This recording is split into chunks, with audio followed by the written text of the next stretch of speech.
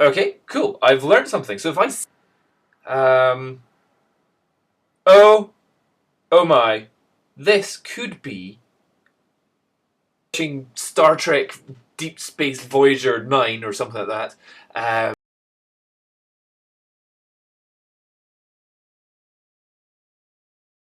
Okay, hi everyone. In this video, we're doing a critique of Mark White.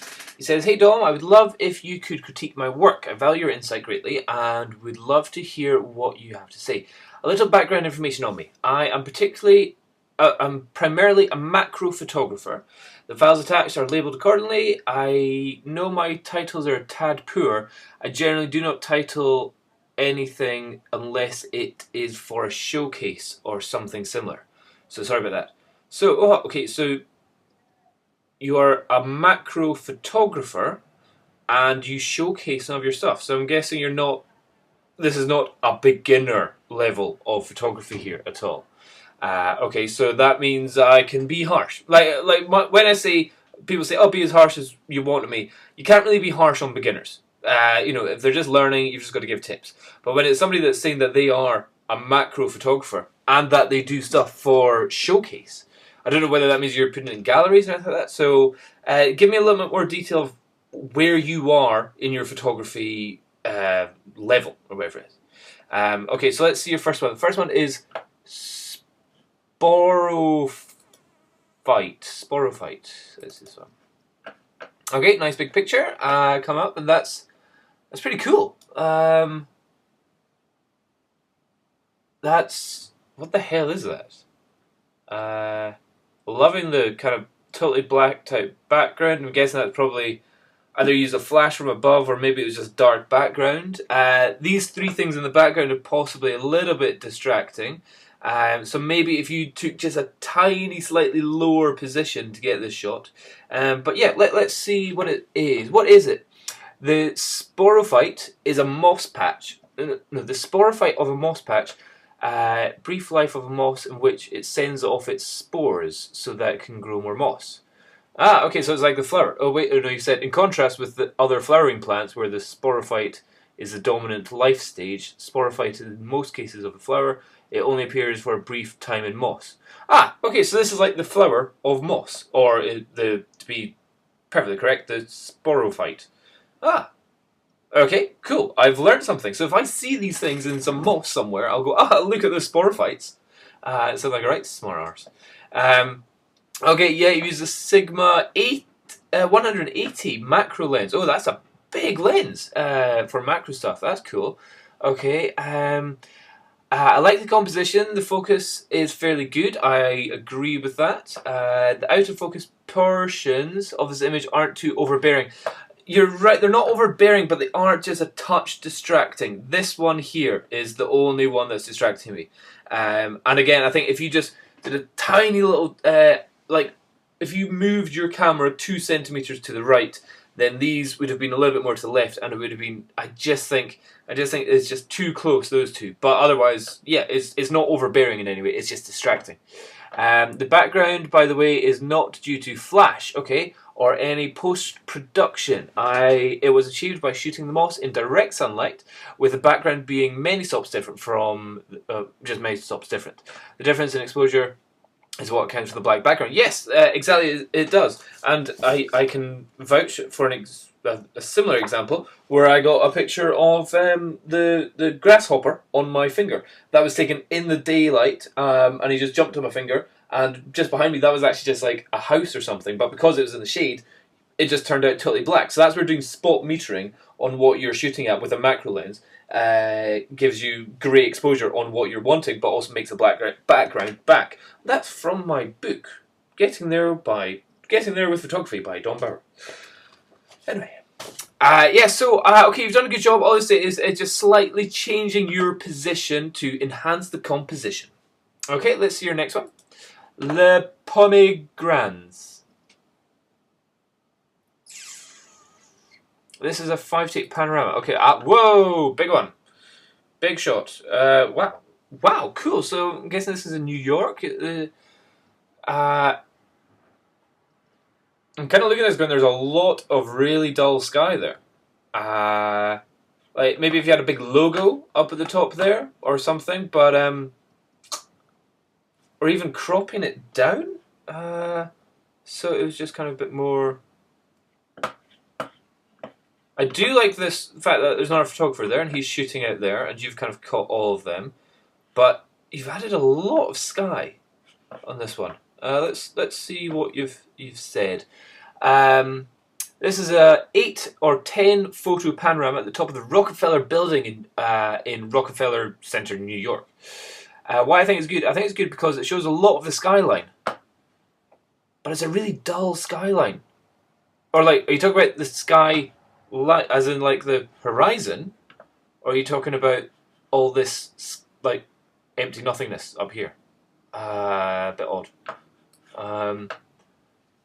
While remaining grounded with the photographer on the right, it shows a full range of colours. Full range of colours? I think you sent me the wrong image. Yeah, this is black and white and shot. Right, okay, I think wrong image. I can't critique if you give me the wrong image. Next one, leaf in a hand. Oh, whoa! Whoa, let's calm down on the pink hands. Oh my, this could be a photo where selective colorization dun, dun, dun, dun, dun, could actually help us photo. Because wait, what is it? Okay, leaf in hand. Leaf in hand. Not quite sure exactly what it is. Looks like dandelion with some leaves. I guess it's a flower, but I get the feeling it's the remnants of a flower left over since it was taken in January. So January's obviously cold, so your hands are probably going to be that colour. But man, like, like your fingers look kind of infected. Let's see. I think it's good because it illustrates the concept of beauty in the mundane very well. Yep, fair dues. This is probably just a weed that would generally be passed by and never looked at again.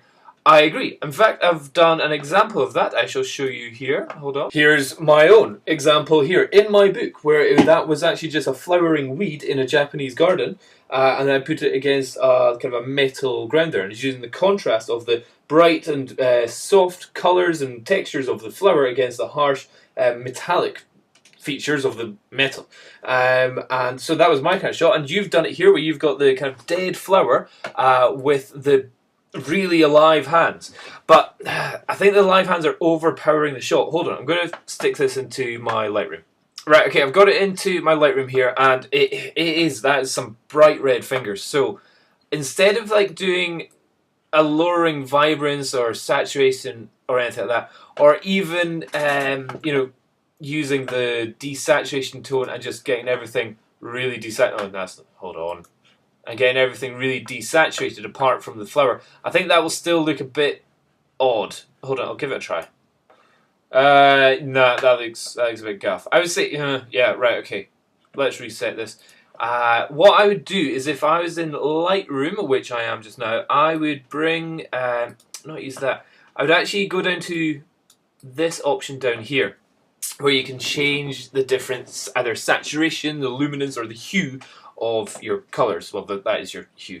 Anyway, so here, what you can do, if anybody doesn't know, there's this little button here, which if you click on that, and then you go onto a part of the picture where there's a certain colour, and if you're on saturation, then if you just click on it and drag it down, it will desaturate that colour. And as you can see, it's bringing red all the way down, and slowly magenta is coming down. So if I keep dragging it down, magenta is also coming down. So yeah, and if this kind of orange bit of hand, bit there, another bit there. Let's see if we get rid of that. Okay, so that's a very quick way of getting rid of all the colours. You don't have to like paint around anything like that or like that. There's also a bit of blue up here. Let's see if we can drag that out. Okay, so all we've really got now is the green. The green. So the yellow of the centre. Was there a bit of yellow in the centre? Let's just see if we can have a look at that. So that's the before and after, and yeah, okay, you're missing the yellow there.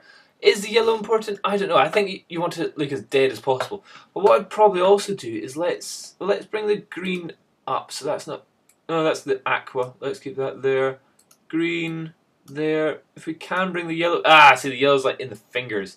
But we could put the yellow up just a touch and then paint out the bit which is just coming in on the fingers there. So just get that and that. There. Okay, so that's that bit sorted. And you've got the yellow. Okay, I'm fairly happy with that. I'd probably want to enhance the kind of clarity, get that up to make it really look like you're like nasty and contrast, maybe a touch. Would this benefit from an extreme vignette? Let's give it a mega vignette. Oh, that looks so much better now, doesn't it? No, it doesn't.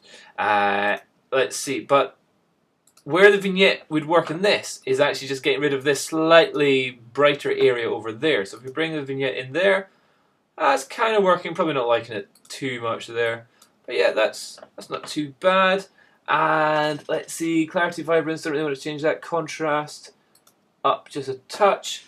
Yeah, I think that is a bit better. I might want to actually just paint over your hands again, but this time not with the saturation or anything, just with just kind of blurring out your hands a little bit more. So take out clarity right down, and then just going over the hand just a little bit more.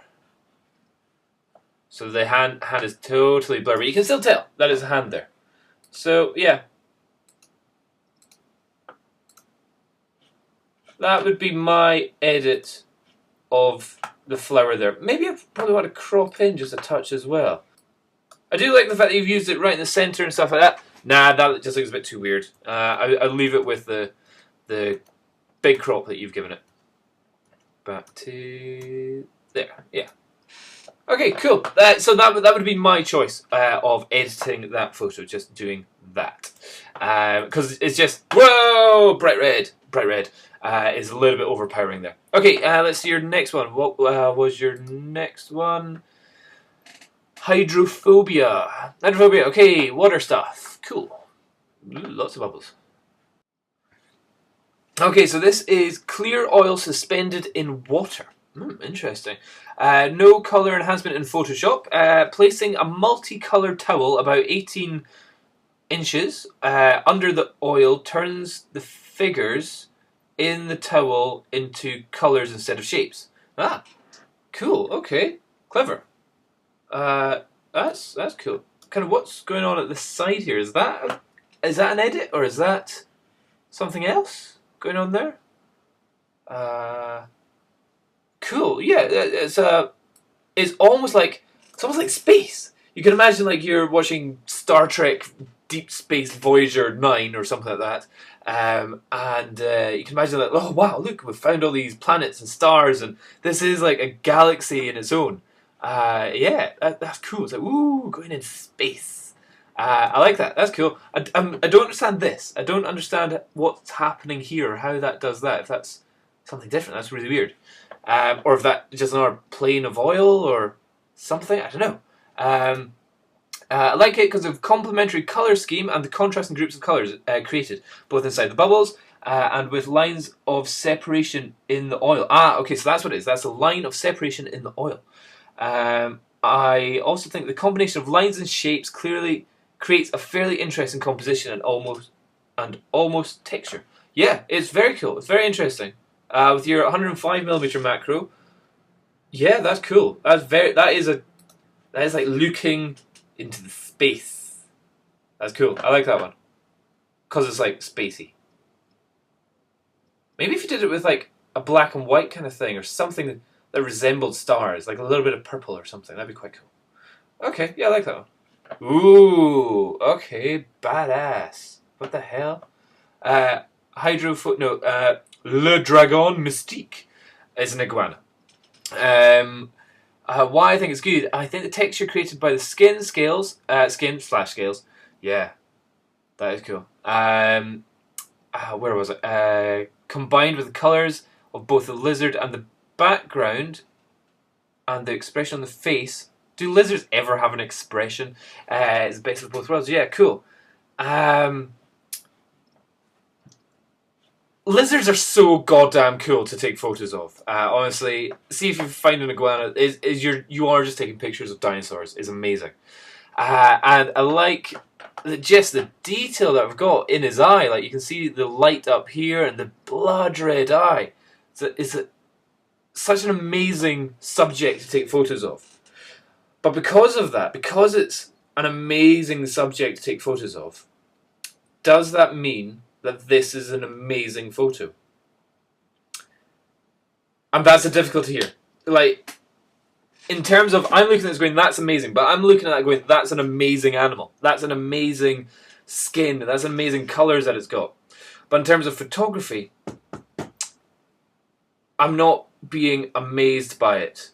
Like, if instead of that, all you had was a picture of a cat or a dog, I'd go like, no, it's just a picture of a cat and a dog from the side. And that's what it is. Okay, that's what it is. You've got to remember that just because your subject is goddamn cool, if you're sending a critique of your photos, it's not just about the subject that we're going to be critiquing. We're going to be critiquing also your technical skills here. So here, all it really looks like is a side-on shot of the head of an iguana. The background is kind of a reddy goo around there, so I'm not really seeing that. I'm not really seeing how that enhances him in any way, or if it was totally black or something. Or a shot which I've done before is I've cropped in straight into the eyeball really tight. In fact, hold on. If you go into DP Photographer, which is a website I used to upload some photos to, I do still every so often. And if you go to photo galleries, most viewed galleries, top rated or most viewed galleries, although I haven't put anything up there for yonks, I'm actually still in the top somewhere here. Let's see, latest photos, come on. Okay, for some reason my internet is just not allowing me to open that page just now. But here is the shot I found. It's on my Facebook page, and there it was just, I don't know if that's the same one which is on the DP or Digital Photographer website. But if you click on most viewed, you'll find me. I'm about 8th or 9th down there, and that one got me photo of the week, I think. But yeah, I think that's what it is. I think that was the one I did. But yeah, so that was me looking more at the detail of the thing's eye. Obviously that's a tiny image compared to your one, and your one's got an amazing amount of image as well. But there, with something that's that interesting, you're almost too many interesting things in this shot. It's like you're just going wow, wow, wow, wow, wow, and you're not looking at photography. So just be careful about that. Just remember, the level, the quality of your photos aren't necessarily just about the quality of your subjects that you're taking photos of, especially if you wanted it to be critiqued. Okay, was that them all? I think that might have been them all. Okay, well, it was hard to choose between the files. I have at least 2 other sets of images that I could send over to you, if you would allow me, of course. I don't mind waiting for another turn. It's going to be about a year now for anybody that sends their stuff now, but I really feel that I could send at least 5 more and be content with my work. Okay, cool, and you've given me the brilliant. Okay, well, Mark, yeah, I would say all that you've done, some cool shots there. Just a little bit of work on the composition. Watch out, even when you're sending the images, it seems like you sent the wrong ones there because there's no color in that one. This one, just a little bit tiny change in your position. This one, watch those super colors of your hands. Composition, and the oil one, pretty cool. Okay, yeah, fine, nice one. Yeah, just work on it. Cheers, bye bye.